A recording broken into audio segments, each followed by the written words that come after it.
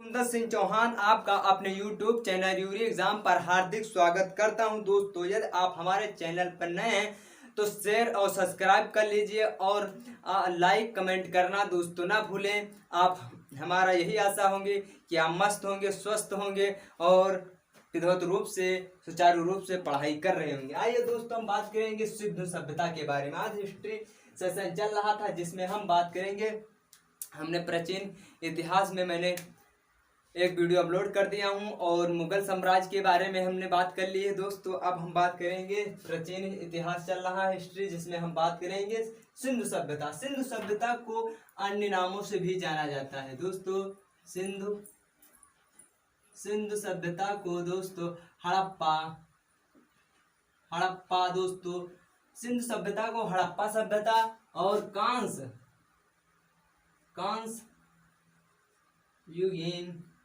कांस्ययुगीन सभ्यता दोस्तों। हड़प्पा सभ्यता को कांस्ययुगीन सभ्यता कहते हैं। और दोस्तों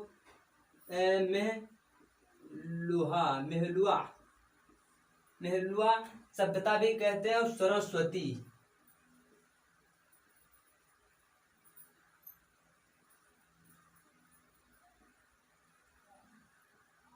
सभ्यता कहते हैं। क्या दोस्तों? सभ्यता कहते हैं।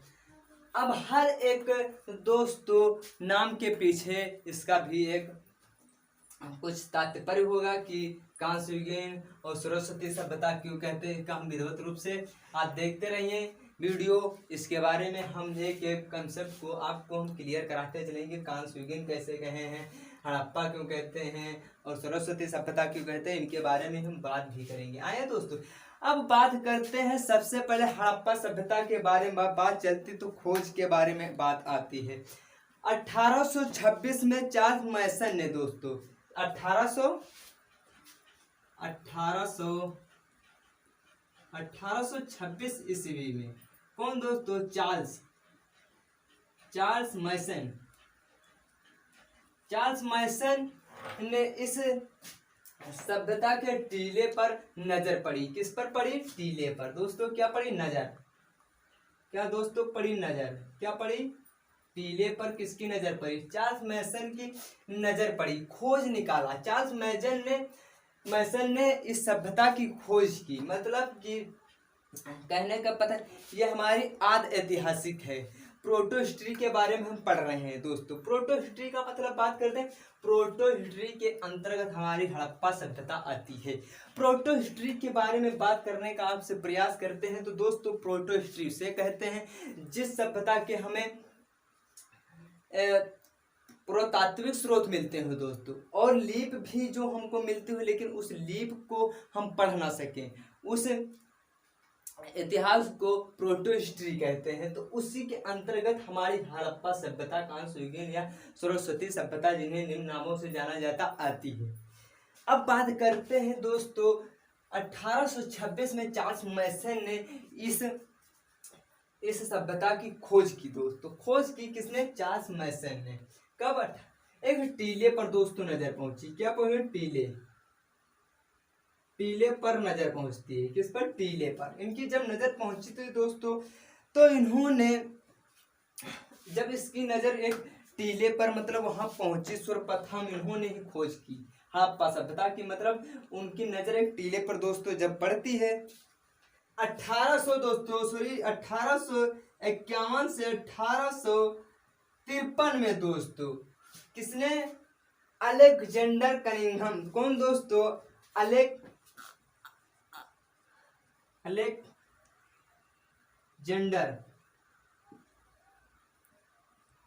कनिंघम। अलेक्जेंडर कनिंघम की नजर दोस्तों हड़प्पा सभ्यता के दोस्तों अलेक्जेंडर कनिंघम ने हड़प्पा सभ्यता के किले का सर्वेक्षण किया। क्या दोस्तों किया? सर्वेक्षण किया। क्या दोस्तों किया? सर्वेक्षण किया। अलेक्जेंडर कनिंघम ने 1851 से 1853 के बीच दोस्तों उन्होंने जब खोज के बारे में जानकारी आई तो उन्होंने 1856 में सॉरी दोस्तों 1851 से 1853 के बीच उस टीले पर सर्वेक्षण किया। क्या दोस्तों? सर्वेक्षण किया। और इन्होंने 1856 में दोस्तों क्या किया? 1856 में हड़प्पा सभ्यता के किले के मतलब टीले का मानचित्र प्रकाशित किया। दोस्तों क्या किया? मानचित्र प्रकाशित किया 1856 में। कब दोस्तों? 1856 में दोस्तों। और दोस्तों इन्होंने हड़प्पा सभ्यता के 1856 में जब मानचित्र प्रकाशित किया दोस्तों, तो इसके बाद क्या हुआ दोस्तों? सॉरी दोस्तों हड़प्पा है, ये हड़प्पा दोस्तों लिखा है हड़प्पा। क्या दोस्तों? फिर इसके बाद जब 1856 में इन्होंने मानचित्र हड़प्पा सभ्यता का सर्वप्रथम एक लोगों के बीच एक मानचित्र के रूप में इन्होंने प्रकाशित किया और लोगों को जागरूक करना चाहा, बताना चाहा, तो इसके बाद 1861 में इन्होंने पुरातात्विक विभाग की स्थापना की। कब? पुरातात्विक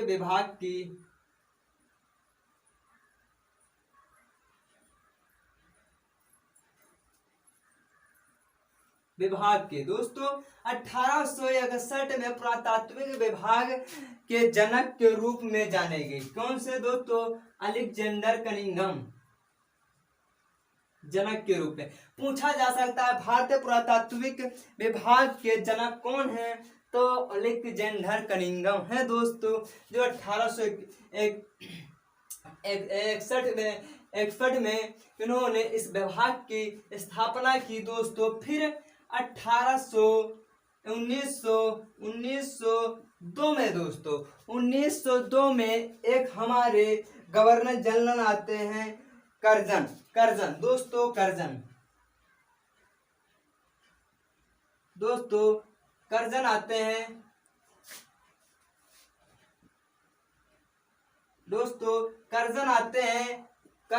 हैं दोस्तों। उन्होंने इसका नाम बदल दिया, पुरातात्विक विभाग का नाम बदल दिया। क्या नाम दोस्तों? क्या करते हैं? नाम बदल देते हैं। क्या करते हैं? नाम बदल देते हैं। करजन इसका नाम बदल देते हैं। 1902 में इस विभाग का नाम बदल कर भारतीय पुरातात्विक सर्वेक्षण विभाग कर देते हैं। क्या दोस्तों? भारतीय पुरातात्विक विभाग, भारतीय पुरातात्विक सर्वेक्षण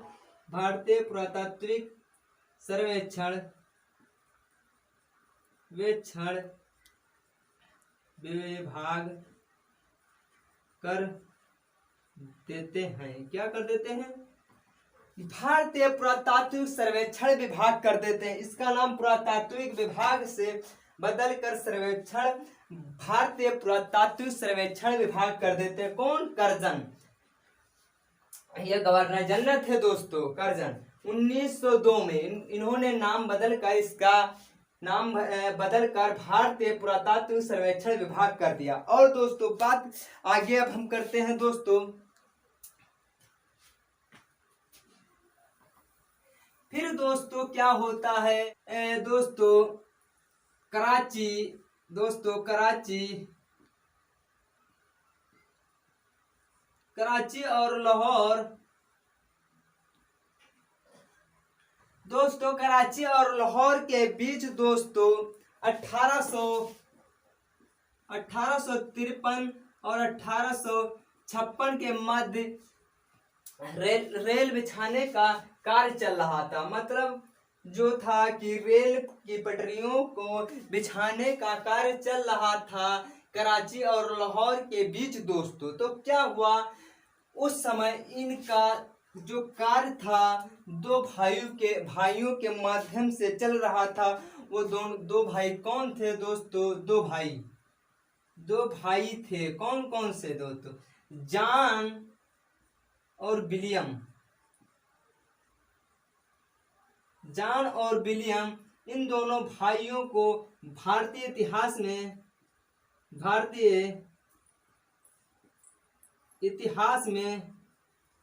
में बर्टन बंधु के नाम से जाना जाता है। क्या दोस्तों? जो दोस्तों क्या होता, दो भाई थे जो जॉन और विलियम, ये दोस्तों इनके माध्यम से रेल की पटरियों का बिछाने का कार्य चल रहा था। जब ये पटरियां बिछा रहे थे तो दोस्तों क्या होता है, इन्हें कुछ ईंटों की आवश्यकता पड़ी। क्या हुई दोस्तों? कुछ ईंटों की आवश्यकता पड़ी। क्या हुई दोस्तों? जब लाहौर और कराची के बीच 1853 और 1856 के बीच रेल की पटरियों का बिछाने का कार्य चल रहा था, ये कार्य दो भाई करा रहे थे। कौन? जॉन और विलियम, जिन्हें भारतीय इतिहास में बर्टन बंधु के नाम से दोस्तों जाना जाता है। क्या दोस्तों? बर्टन बंधु के नाम से जाना जाता है। अब बात करते हैं बर्टन बंधु के बारे में। ये बर्टन बंधु के, तो इन्होंने, जब इन्हें ईंटों की आवश्यकता पड़ी दोस्तों, क्या हुआ दोस्तों? इन्हें जब ईंटों की आवश्यकता पड़ी तो वो हड़प्पा की ओर, जो मतलब हड़प्पा का किला था, उस पर उत्खनन करने ये निकले। मतलब वहाँ के मजदूरों से इन्होंने अपना प्रस्ताव दिया और आदेश दिया, तो वहाँ के मजदूर इनके ही निरीक्षण में दोस्तों हड़प्पा के टीले का खुदाई करने लगे। तो कुछ उसमें अवशेष निकले जो इन्होंने उत्खनन किया दोस्तों। तो क्या हुआ दोस्तों? उसमें कुछ आकार की ईंटें निकली। जो आकार की ईंटें दोस्तों थी, कुछ एल आकार की थी दोस्तों, कुछ वक्राकार प्रकार की ईंटें थी। तो इस पर आशय नहीं दिया, मतलब किन्होंने ये प्रस्तावित नहीं हुआ, किसने इसे खोज, मतलब कुछ ईंटें निकली। लेकिन अब क्या होता है दोस्तों, फिर आते हैं जॉन मार्शल। क्या दोस्तों? जॉन मार्शल आते हैं, तो इनके आदेश में, ये दोस्तों मेन हेड थे, इनके आदेश में दया राम साहनी ने 1921 में हड़प्पा सभ्यता की खोज की। क्या की दोस्तों? हड़प्पा सभ्यता की खोज की। यह पूछा जा सकता है, हड़प्पा सभ्यता के जनक कौन कहलाते हैं या खोजकर्ता कौन कहलाते हैं? तो दयाराम साहनी खोजकर्ता दोस्तों कौन है? तो दयाराम साहनी। मेन हेड थे कौन? दयाराम जॉन मार्शल दोस्तों, जॉन मार्शल थे, जिनके आदेश पर इन्होंने, दयाराम साहनी ने, इस हड़प्पा सभ्यता की, का नाम हड़प्पा सभ्यता किसने रखा? अब बात आते हैं नामकरण किसने किया दोस्तों? नामकरण की बात करते हैं। 1821 में दयाराम साहनी ने खोज की, लेकिन नामकरण हड़प्पा किसने रखा? हड़प्पा। तो दोस्तों जॉन मार्शल ने नाम रखा हड़प्पा सभ्यता। और हड़प्पा सभ्यता को 3 अन्य नामों से भी जाना जाता है दोस्तों। सिंधु सभ्यता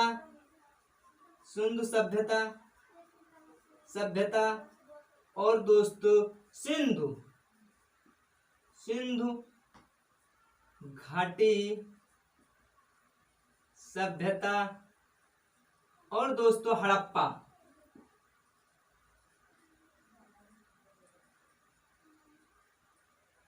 सभ्यता। क्या दोस्तों? हड़प्पा सभ्यता। वर्तमान में इसे दोस्तों इसे हड़प्पा सभ्यता के नाम से जाना जाता है। क्या दोस्तों? इसे हड़प्पा सभ्यता के नाम से जाना जाता है। या पूछा जा सकता है हड़प्पा सभ्यता की खोज किसने की?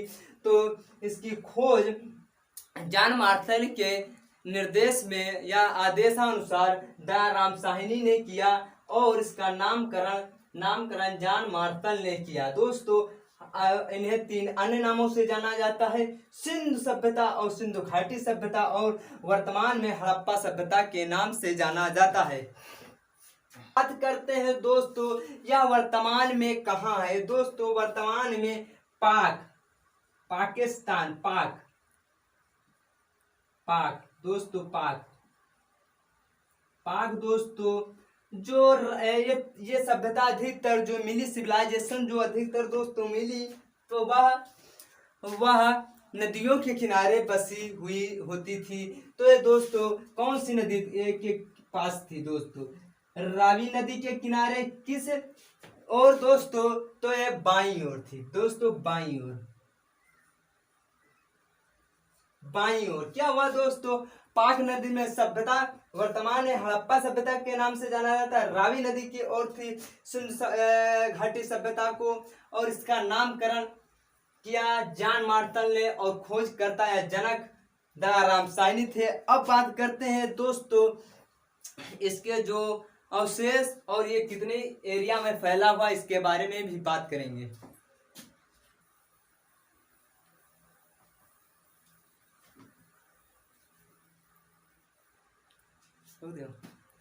दोस्तों हम बात करें हड़प्पा की। हड़प्पा सभ्यता सबसे पहले जो स्थान की खोज की गई थी हड़प्पा, इसी के कारण इसे हड़प्पा सभ्यता के नाम से भी जाना जाता है। अब बात करते हैं इसका विस्तार या कहां कहां किन किन क्षेत्रों में फैला था। दोस्तों विस्तार की बात करें,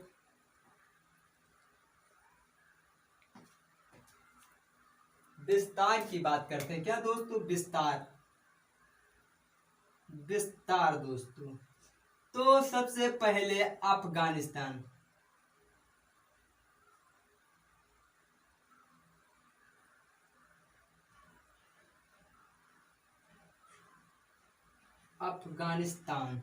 क्या दोस्तों? अफगानिस्तान में दोस्तों जो अवशेष मिले या कुछ स्थान इसके खोजे गए, वो 2 स्थान थे। सबसे ज्यादा इस सभ्यता के जो प्रमाण मिलते हैं तो भारत में मिलते हैं। और फिर दोस्तों बात करते हैं पाक में दोस्तों 475 स्थलों की खोज की गई। फिर बात करते हैं तीसरा जो आता है, तो आता है हमारा भारत में 925 स्थानों की या प्रमाणित होता है कि 925 स्थानों पर इसके जो अवशेष हैं या पुरातात्विक विभाग से जो अवशेष मिलते हैं, तो 925 स्थानों पर यह प्रमाणित हो चुका है कि इस सभ्यता के अवशेष थे दोस्तों। फिर बात करते हैं यह भारत में या कहाँ कहाँ किन दिशाओं के माध्यम से इन्हें हम जानने का प्रयास करते हैं दोस्तों। फिर बात करते हैं फिगर के माध्यम से। ये हमारा दोस्तों उत्तर, ये हमारा दक्षिण, ये हमारा पूर्व, ये हमारा पश्चिम। क्या है दोस्तों? ये हमारा दोस्तों पूर्व हो गया, ये हमारा पश्चिम हो गया। क्या दोस्तों? पश्चिम। ठीक दोस्तों, अब हम बात करते हैं कि अब कहाँ कहाँ किस किस नदी के किनारे इनके कुछ जो प्रमाण मिलते हैं, कहाँ कहाँ मिलते हैं। फिर दोस्तों अब बात करते हैं कि जम्मू कश्मीर सबसे पहले आता है। उत्तर की ओर बात करते हैं तो दोस्तों उत्तर में आता है हमारा जम्मू कश्मीर, जो सबसे शिखर हमारा है। फिगर के माध्यम से, मानचित्र के माध्यम से भी पढ़ेंगे नक्शे के थ्रू। तो क्या जम्मू कश्मीर में एक दोस्तों मांडा स्थान है। मांडा स्थान जो अखनूर जिले में है। क्या? तो वहाँ नाव नदी के किनारे इस सभ्यता की पूर्ति हुई है। फिर यूपी में दोस्तों बात करें तो आलमगीर यूपी में है जो स्थान, हिंडन नदी के किनारे इसके भी कुछ सभ्यताएं का वो पाई गई। महाराष्ट्र में दौनाबाद में दोस्तों मावरा नदी में, जिन्हें गोदावरी के नाम से भी जाना जाता है। यदि ऑप्शन में नहीं होगा तो गोदावरी मार देना, यदि होगा तो वही मार देना, मावरा मार देना दोस्तों। फिर बात करते हैं बलूचिस्तान जो जो पाकिस्तान में वर्तमान में दोस्तों, पाकिस्तान का हमारा एरिया है। फिर बात करते हैं जो अभी एक गुहार कर रहा है पाकिस्तान से अपने स्वतंत्रता के लिए दोस्तों, यह क्या है, दाशक, दाशक नदी के किनारे है दोस्तों। या किस नदी के, दाशक नदी के किनारे। इसमें क्या है, चेनाब नदी के किनारे है दोस्तों, मैंने यहाँ बता दिया है क्योंकि।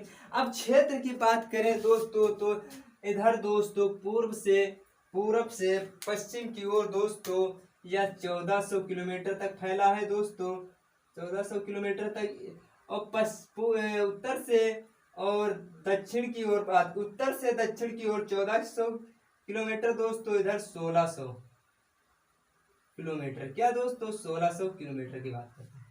अब दोस्तों हम बात करते हैं वर्तमान पूर्व क्षेत्र की बात करते हैं। ये कितने क्षेत्र में है ये दोस्तों,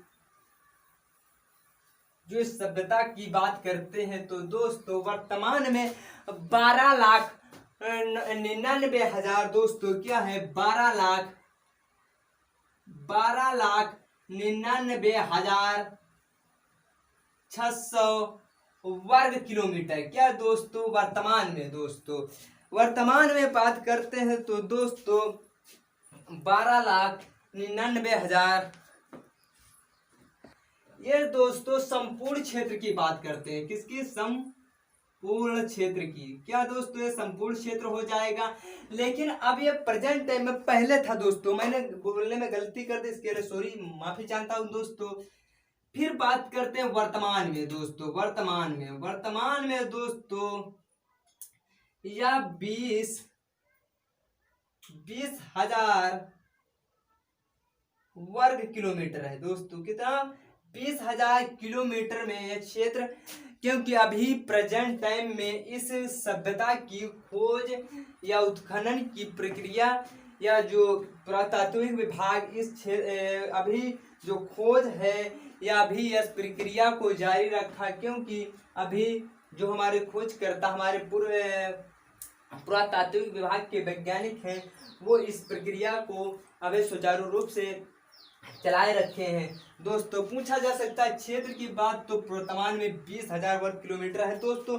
अब बात करते हैं आकार की बात दोस्तों, क्या करते हैं, आकार। तो पहले से त्रिभुजाकार था। क्या दोस्तों, त्रिभुजाकार। लेकिन अब वर्तमान में एक विषम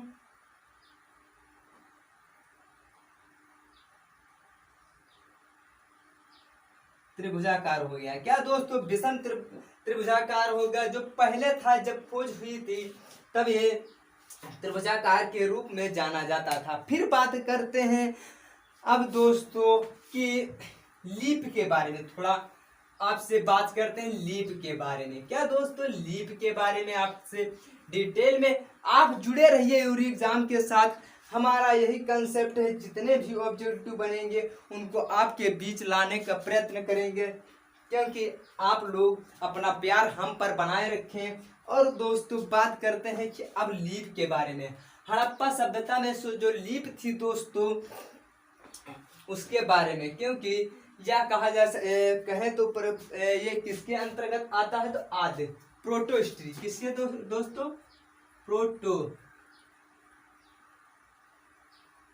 प्रोटो हिस्ट्री के अंतर्गत हम पढ़ते हैं। अब प्रोटो हिस्ट्री में मैंने बात कर चुकी है पहले वीडियो में, जिस सभ्यता के पुरातात्विक स्रोत मिलते हो और लिखित स्रोत मिलते हो, लेकिन उन स्रोतों को हम पढ़ ना सकें, उस सभ्यता की लीप को, उसे क्या कहते हैं, प्रोटो हिस्ट्री। अब प्रोटो हिस्ट्री में बात करते हैं तो मैंने थोड़ा बात कर ली है। अब लीप के बारे में दोस्तों आ गई बात, तो लीप के बारे में बात करते हैं। लीप दोस्तों जो थी, भाव चित्रात्मक लीप थी। कैसी थी दोस्तों, लीप थी कैसी दोस्तों, भाव।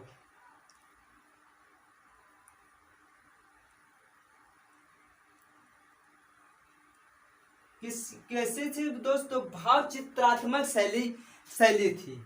अब दोस्तों भाव चित्रात्मक शैली क्या थी, अब इसके बारे में बात करते हैं। पूछी जा सकती है हड़प्पा सभ्यता की लीप कैसी थी, तो भाव चित्रात्मक थी। अब बात करते हैं दोस्तों ये कैसे लिखी जाती, तो फिगर के माध्यम से आप लोग समझने का प्रयत्न करेंगे दोस्तों।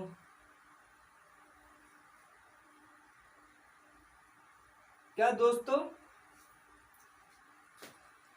बात करते हैं दोस्तों, तो अब किधर से हम बात करते हैं कि ये हमारा दोस्तों दायां पॉइंट से स्टार्ट करें तो बाएं पॉइंट पे आ गए हैं। तो पूछा जा सकता है दाएं से ये पूछा जा सकता है जो हड़प्पा सभ्यता की लिपि थी किधर से किस धर लिखी जाती थी, या पूछा जा सकता है बाएं से दाएं तो दाएं से बाएं, बाएं से दाएं।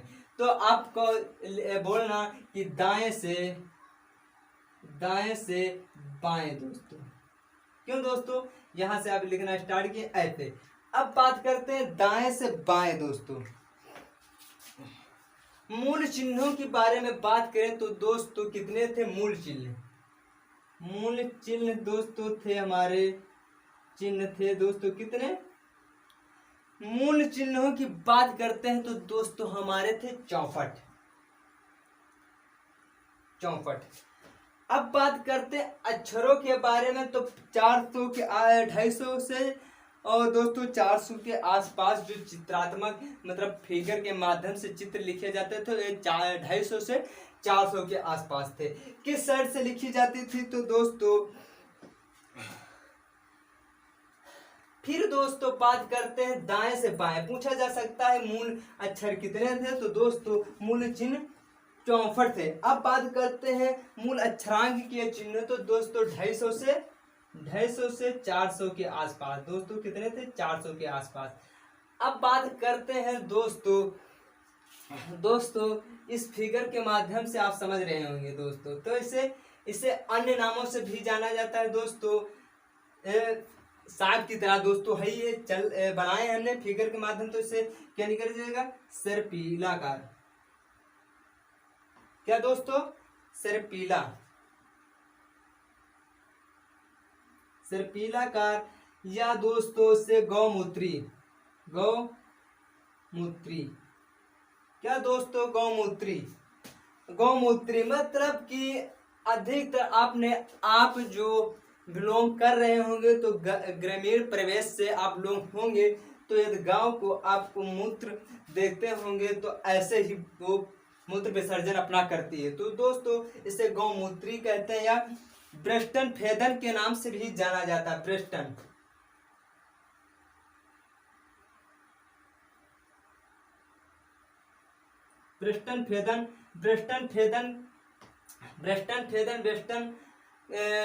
फेदन गौमूत्री और सर्पिलाकार दोस्तों सर्पिलाकार दोस्तों के नाम से जाना जाता है। या कैसे होती थी, इन्हें अन्य नामों से जाना जाता है। इसे कौन सी थी?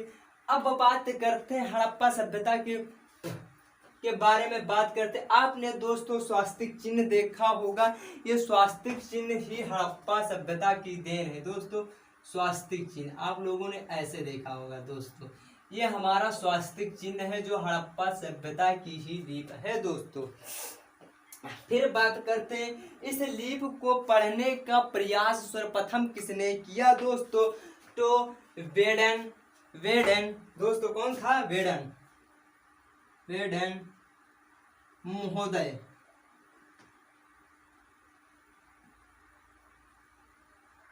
महोदय थे जो इस लिपि को पढ़ने का प्रयास किया, लेकिन वो दोस्तों असफल रहे। क्या रहे दोस्तों? असफल रहे। लेकिन इस लिपि को पढ़ ना सके। कौन दोस्तों? वेडन महोदय। अब फिर हम मिलेंगे एक नई वीडियो के साथ, एक नई एनर्जी के साथ। तब तक दीजिए कुंदन सिंह को इजाजत। फिर दोस्तों आपका तहे दिल से धन्यवाद हमारा वीडियो देखने के लिए। फिर मिलेंगे एक नई एनर्जी के साथ, तब तक हमें दीजिए इजाजत। नमस्कार, जय हिंद।